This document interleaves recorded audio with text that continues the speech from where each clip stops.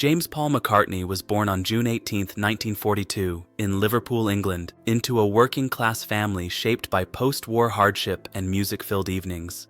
His father, Jim McCartney, was an amateur jazz musician who played piano and trumpet, filling their home with melody and discipline, while his mother, Mary, worked tirelessly as a nurse. Music wasn't a career path at first, but a language spoken naturally in the household. That stability shattered when Paul was just 14 years old, after his mother passed away from breast cancer. The loss left a permanent imprint on him, forcing emotional maturity far earlier than most teenagers experience. Years later, McCartney would channel that grief into songwriting, turning pain into reflection rather than despair. Songs like Let It Be, inspired by a dream of his mother offering comfort, reveal how deeply those early experiences shaped his emotional compass and lifelong creative voice. The meeting that changed music forever. In 1957, fate stepped in at a church fete in Woolton, where a teenage Paul McCartney met John Lennon. Lennon was leading a skiffle group called the Quarrymen, and McCartney impressed him not only by playing guitar, but by tuning it properly and knowing the lyrics by heart. That combination of musical discipline and confidence stood out. Soon after, Paul joined the band, and what followed became one of the most influential creative partnerships in modern history. Lennon and McCartney balanced each other instinctively, one sharp and rebellious, the other melodic and structured. Their songwriting partnership wasn't always smooth, but it was productive in ways few collaborations ever are. Together, they laid the groundwork for what would become the Beatles. Long before fame arrived, those early sessions in living rooms and small venues forged a shared ambition that would eventually reshape global popular music. McCartney's role inside the Beatles. As the Beatles rose in the early 1960s, Paul McCartney became a defining force within the group. As bassist and lead vocalist, he reimagined what a bass guitar could do, crafting melodic lines that carried songs rather than merely supporting them. His voice could move effortlessly from tender ballads to high-energy rock, making him one of the band's most versatile performers. McCartney wrote some of the group's most enduring songs, including Yesterday, Hey Jude, Let It Be, and Blackbird, each marked by emotional clarity and melodic strength. While John Lennon often explored sharper introspection, Paul brought warmth, structure, and accessibility. Their contrast created balance rather than competition. McCartney was also deeply involved in studio experimentation, helping guide albums like Sgt. Pepper's Lonely Hearts Club Band, which pushed recording techniques forward and cemented the Beatles as innovators rather than just pop idols. Life after the Beatles and finding his own path. When the Beatles disbanded in 1970, McCartney faced an uncertain future under immense public pressure. Rather than chasing spectacle, he retreated inward, recording his debut solo album, McCartney, largely at home.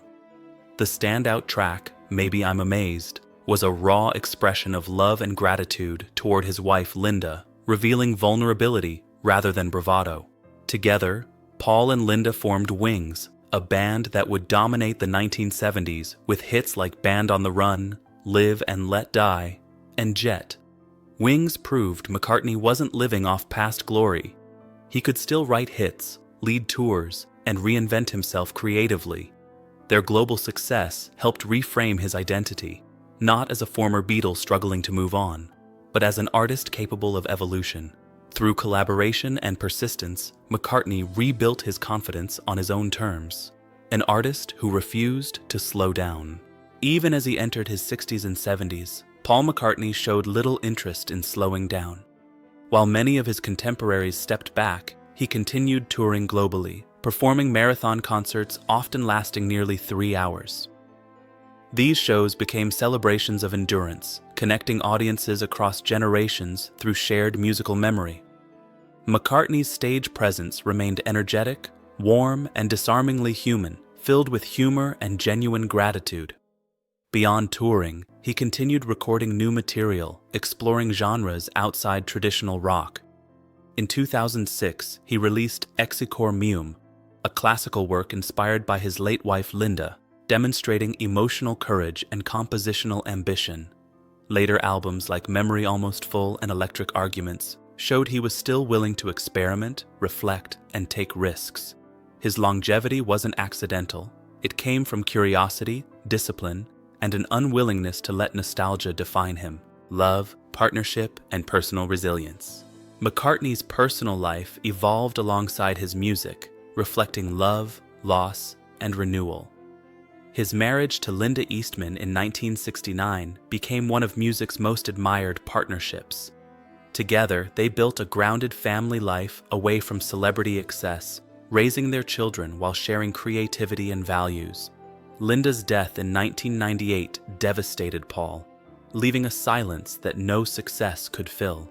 Years later, his marriage to Heather Mills was brief and turbulent, unfolding under relentless media scrutiny.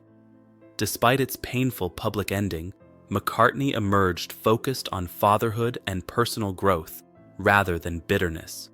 In 2011, he married Nancy Shevell, finding a quieter, steadier companionship rooted in mutual respect. Their relationship reflected maturity rather than reinvention.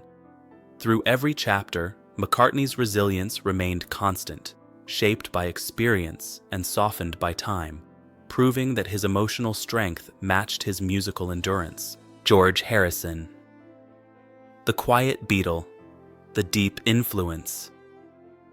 George Harrison often stood slightly apart from the spotlight, but his influence within the Beatles was profound.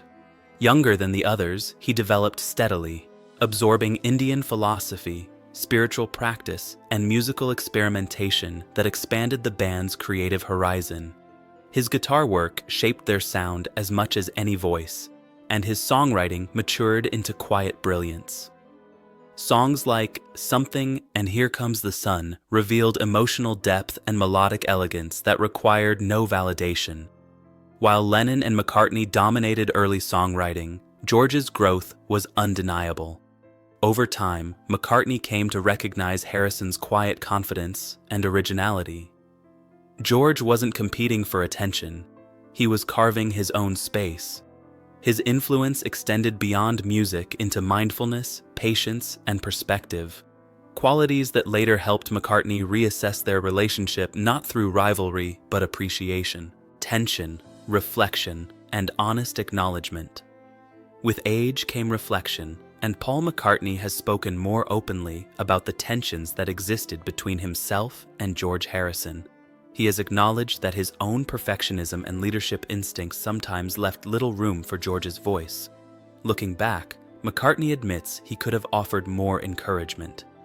Creative friction was unavoidable in a band filled with strong personalities, but hindsight brought clarity. Harrison's frustration at being overshadowed was real, yet it never erased the bond formed in youth. McCartney has described George as someone who couldn't be pushed indefinitely, quietly standing his ground until his time came. When Harrison's songs finally emerged fully, McCartney recognized their strength immediately. These reflections aren't confessions of guilt, but acknowledgments of growth.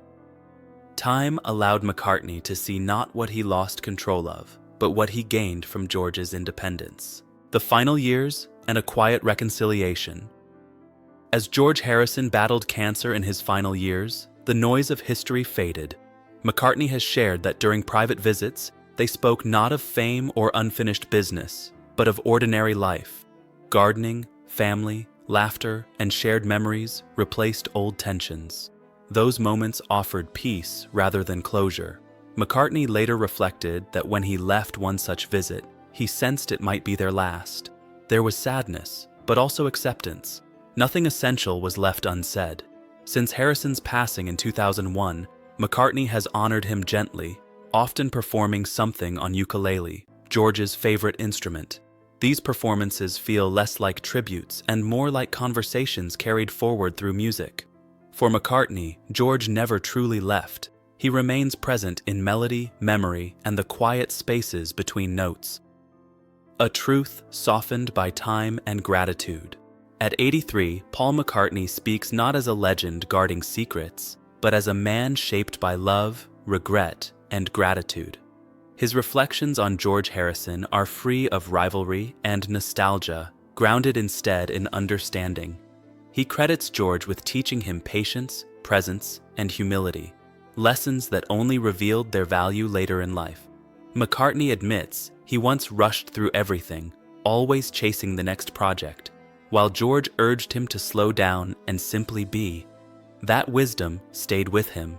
Today, McCartney describes George not just as a bandmate, but as a brother and teacher. In acknowledging that truth, he completes a circle that began in Liverpool's small clubs and ended in forgiveness. The legacy isn't conflict or fame, but connection.